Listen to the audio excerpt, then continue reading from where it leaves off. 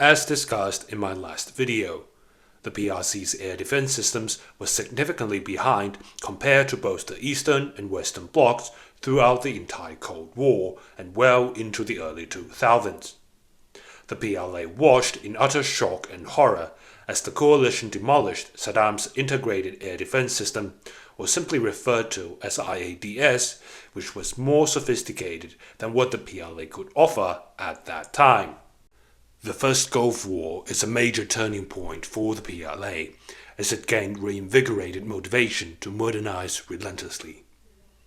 Today, official US sources, particularly the yearly published China Military Power Report, speak highly of the PRC's modern air defense systems. The 2023 report states, quote, "The PRC has a robust and redundant IADS architecture over land areas and within 300 nautical miles of its coast and relies on an extensive early warning radar network, fighter aircraft, and a variety of SAM systems." End quote. The backbone of the PRC's IADS is a wide array of long-range surface-to-air missile systems. Similar to many late starters, the PRC first relied extensively on imported systems to quickly build up capability. During the first 2 decades after the end of the Cold War, the PRC was the biggest foreign buyer of Russian long-range SAMs. But at the same time, domestic projects had also been making steady progress. Today, after 2/3 of the PLA Air Force long-range SAM systems are fully indigenous. This number is further increasing as older Russian systems are being phased out of frontline service and transferred to dedicated training units. The quick expansion and transition of the PLA Air Force air defense capability make it a bit hard to cover all long-range systems in a sufficient detail in a single video. So in this one, I will talk about the single most important system. The HQ-9 is a long-range, mid to high-altitude air defense system developed by the PRC from the mid-1980s to 2005, with a vastly improved engagement envelope compared to early domestic designs. It marked a significant milestone in the PLA's air defense capability. But what exactly is an engagement envelope? When people are talking about surface-to-air missiles, the maximum engagement range and maximum engagement altitude are 2 of the most commonly discussed and disclosed performance metrics around the world. If we are lucky, we may also get data points such as the minimum engagement range and minimum engagement altitude. These metrics exist for various reasons. For example, there might be too much ground clutter for the SAM's fire control system to effectively lock on if a target flies too close to the ground. 4 metrics that we just talked about would form a rectangle on a 2-dimensional plane. However, this does not necessarily imply that the missile can engage any target within this area.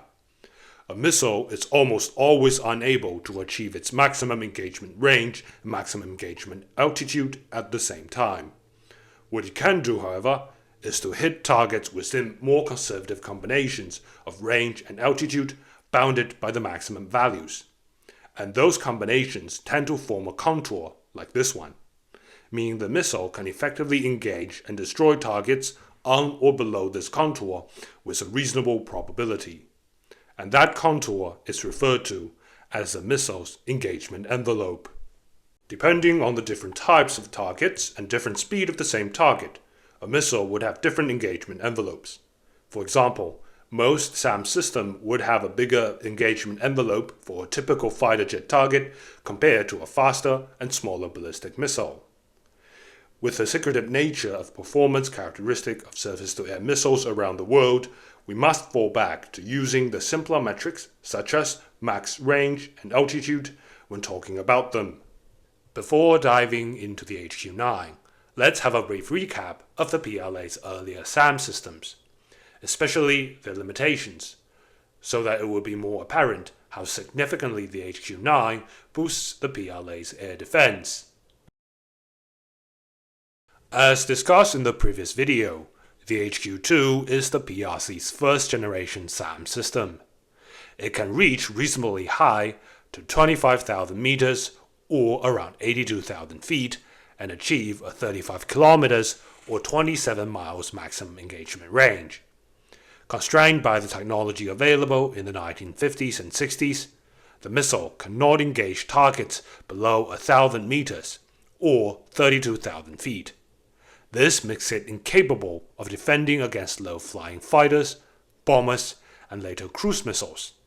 Additionally, the missile is massive, has little to no mobility, uses highly corrosive and volatile liquid rocket fuel that can only be fueled before launch.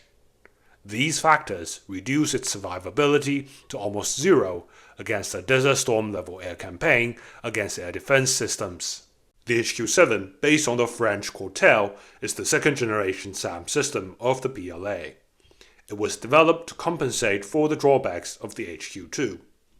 It can engage targets flying as low as 2,000 meters or around 80 feet. The entire system is off-road capable, with one search radar supporting a few launcher vehicles, each integrated with their own engagement radar. Hence, the SAM system could quickly relocate after a period of emitting to increase survivability. Despite these advantages, the system is inherently a short-range air defense system, with a maximum range of only 15 kilometers or 9 miles, and could hardly reach targets above 6,000 meters or 19,000 feet.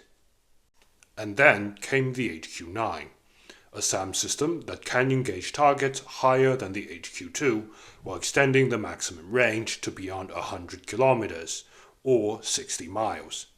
At the same time, it also excels at destroying low-flying targets as low as 25 meters or 80 feet. The existence of the HQ-9 system, together with imported S-300 SAM system, brought the PLA's air defense capability from early to mid-Cold War well into the new century. As the premium long-range surface-to-air missile system, the HQ-9 is a family with both ground-launched and ship-launched variants. The ground-launched variants are operated by the PLA Air Force, providing long-range air defense for strategic locations, population and industrial centers, and large formation of PLA assets. The ship-launched variants are the backbone of the PLA Navy's fleet air defense capabilities. In this video, I will put more focus on the land-based PLA Air Force-operated HQ-9 system. As mentioned before, the HQ-9 was designed to engage a wide range of modern aerial threats. The baseline HQ-9 missile from 2005 has a maximum range of 125 kilometers against typical fighter jet targets, 50 kilometers against airdrop guided munitions, 25 kilometers against both low-flying cruise missiles and short-range tactical ballistic missiles. After touching upon the HQ-9's general performance characteristics, let's talk a bit more about how the system is being deployed on the ground, namely the configuration of a basic HQ-9 unit. Similar to other more well-known long-range SAM systems, the basic operational unit is a battery. A fully loaded battery consists of dozens of vehicles. Below, it's a selection of the core components of an HQ-9 battery. An HQ-9 battery is centered around an HT-233 phased array search and engagement radar. This radar is placed on a massive 10x10 vehicle, together with its own command and control station. A battery generally operates 4 transporter, erector, launcher, or tail vehicles. These vehicles are loaded with missile tubes. The missile tubes are stowed during transportation and will be erected to the vertical launching position while deployed. Each tail vehicle carries between 4 to 8 ready-to-launch missiles, depending on system variants. Although the HT-233 radar already offers some level of volume search capability, the PLA Air Force generally pairs another dedicated target acquisition radar, also referred to as search radar, with it in an HQ-9 battery. For the baseline HQ-9 system, the most common target acquisition radar is the active phased array Type 305B. Many in the audience may be more familiar with the American Patriot system, in which a single radar, be it the older AN/MPQ-53 or the newer AN/MPQ-65, is responsible for both searching targets and guiding missiles to engage targets for the entire battery. This setup reduces the complexity of a battery, but comes at a cost of limited situation awareness. The single radar is required to point to the most probable attack vector due to its limited field of view. This would leave a significant dead zone where the radar has zero coverage. This increases the risk of the enemy attacking from the dead zone undetected. The HQ-9 battery would face the same problem if it is just equipped with a single HT-233 engagement radar. Adding a large field of view, rotating search radar with longer detection range would largely solve the deficiency in situation awareness. As the search radar picks up incoming threats, the engagement radar can quickly reorient towards the threats and engage them. Beyond the above-mentioned radar and missile launcher vehicles, other command, control, communication, and logistic support vehicles are also included in the battery. For example, this is a troposcatter communication vehicle embedded in the battery to handle long-range communication, leveraging the reflection of radio signals by the atmosphere to overcome ground obstacles. Another important support vehicle is the missile reloading vehicle. It has a hydraulic crane that could load and reload missiles before and after engagement. The successful development and wide adoption of the HQ-9 surface-to-air missile system is one of the most important milestones in PRC's defense industry in the early 2000s. Regardless of how much of the system is indigenously designed versus copied or reverse engineered, with the HQ-9, the PRC obtained the ability to fully control the production and future design improvements of a modern long-range SAM system. Since we mentioned the historical importance of the HQ-9 system to the PLA, let's delve deeper into the development history of China's most crucial SAM project. The development process of the HQ-9 system was long and arduous. The PRC started to develop a phased array radar-guided long-range SAM in 1978, known as the HQ-5. It was extremely challenging back then, and the program was cut short. But the PLA did not give up on its quest for such capabilities. Efforts redoubled as the Patriot system reached initial operational capability in 1984. Hence, in 1985, the PLA Air Force selected the now China Aerospace Science and Industry Corporation's Second Research Academy as the chief development agency for the future long-range SAM system. It was given the codename Project No. 9. The project kicked off with the approach of first identifying and developing a set of critical technologies required for designing the final product. It took until 1994, almost an entire decade. A demonstrator had passed all tests. Once the tech demonstrator proved promising, the actual design and development of the HQ-9 system finally began. The project received the new codename of Project 9409. Between 1985, when the project began, and 1994, when the working demonstrator passed designated tests, the Berlin Wall fell and the Soviet Union dissolved. With this, the PRC was no longer the West's darling in defense collaborations, and an economically desperate Russia was willing to sell its top-of-the-line defense technologies. In 1991, against the backdrop of Operation Desert Storm, the Soviet Union, on its last breath, and the PRC signed a contract to import 8 batteries of the S-300 PMU system to boost the PRC's air defense capabilities, with the first delivery being made in 1993. The S-300 PMU system arrived just in time for it to significantly influence how the future HQ-9 was to be designed. The physical similarities between nearly every component of the HQ-9 and S-300 PMU systems are beyond obvious. It would not be an overstatement that the HQ-9 system copied the entire mechanical design of the S-300. But the two systems have fundamental differences in missile guidance and fire control software that normally get brushed off by non-Chinese sources. First, the HQ-9's interceptor is designed to leverage terminal active radar homing guidance, made apparent in 2008 from a brochure used to advertise its export version, the FD-2000. None of the missiles that the PRC received from Russia at that time, including 5355R, 5355U, and 48N6E, uses active radar homing. Second, the command and control system is fully digitized, with easy-to-use interfaces. This presents a sharp contrast with the imported S-300 PMU, PMU-1, and even the more modern PMU-2 at that time. The Russian systems still relied heavily on analog technologies and single-function CRT displays. Due to the superior computing and signal processing technologies employed, an HQ-9 battery can command 16 missiles to engage 8 targets simultaneously.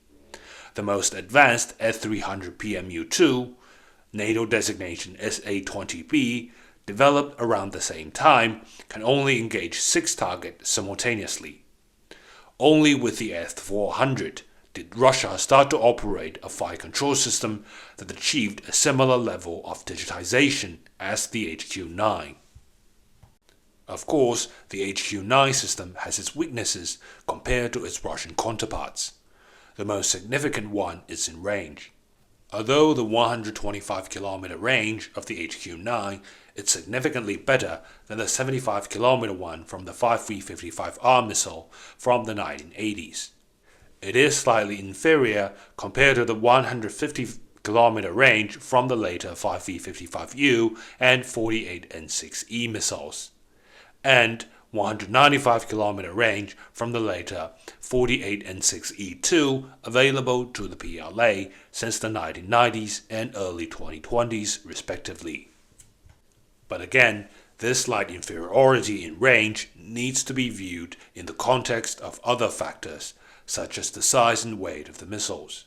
The HQ-9's missile is 6.5 meters long. Some sources claim 6.8 meters, compared to the 7 meters length of the 5355U and 7.5 meters of the 48N6E. Also, the HQ-9's missile weighs 1,300 kilograms, and it is almost 30% lighter than the 1,800 kilograms heavy 48N6E, while at the same time carrying a 25% heavier warhead at a whopping 180 kilograms. As such, I would caution against the blank statement that the HQ-9 is a full copy of the S-300, and that the simple assumption that it is less capable than the S-300 is based on ill-informed prejudice. Yes, the mechanical design of the HQ-9 system basically mirrors that of the S-300, and there is no denying the copycat allegations on that matter. However, the PRC leveraged the limited resources they had back then and indigenized the core sets of technologies that a successful modern long-range SAM system required, namely active radar homing guidance and digital fire control systems that the Russians themselves were still working on when the HQ-9 system first inducted into service. The PRC is always a champion of iterative development in defense technologies, and the HQ-9 system is no exception. After the baseline HQ-9 entered service in 2005, 3 additional land-based HQ-9 variants have since been developed and inducted into the PLA.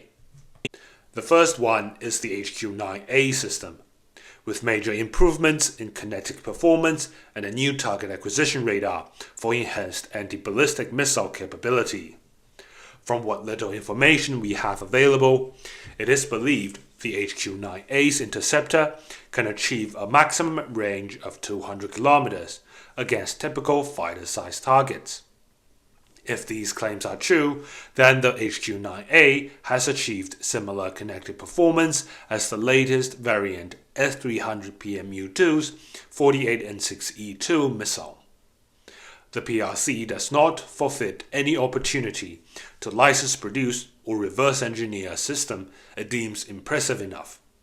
So in the HQ-9A system, we could see the Chinese version of the Russian 64N6E Big Bird target acquisition radar.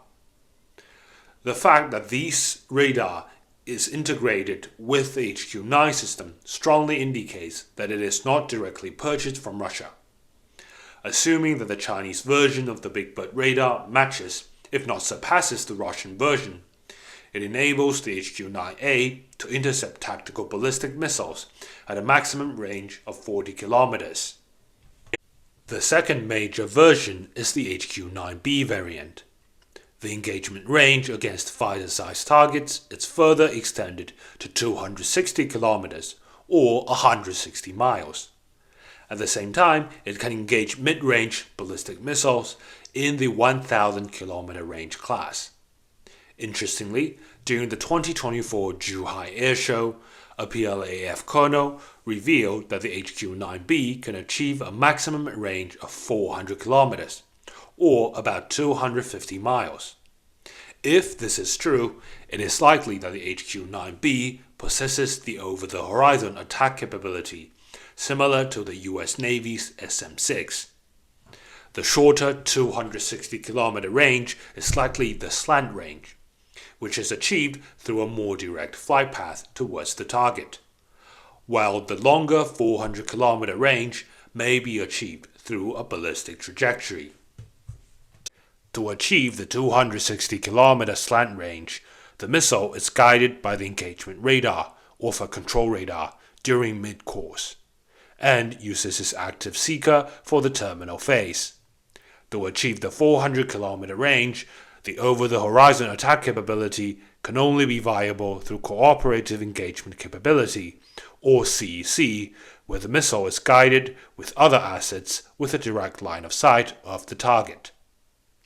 This would be harder for China to achieve on sea, where aerial early warning assets are scarce.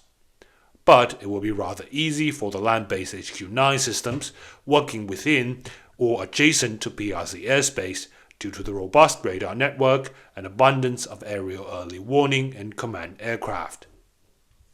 Enabling these advanced capabilities are some of the new technological advancements that the PRC achieved in the early 2010s, including more composite material usage in the missile and better propellant.